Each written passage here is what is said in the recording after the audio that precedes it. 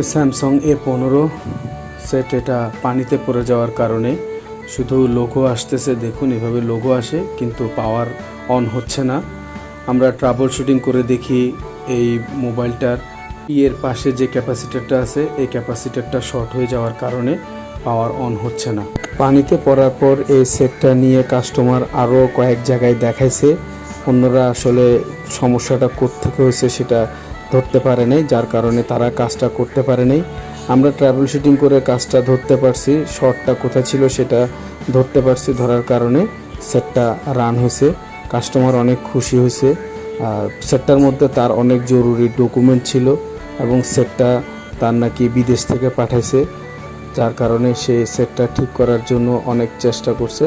অনেক ঘোরাঘুরির পর যখন আমাদের কাছে আসছে, ইনশাআল্লাহ আমরা কাজটা ওকে করতে পারছি।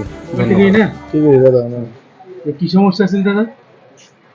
সার্কিট শর্ট হইল, মানে পানির মধ্যে পড়ছে কিনা। মোবাইল ঠিক আছে, মোবাইল ঠিক করা ভালো।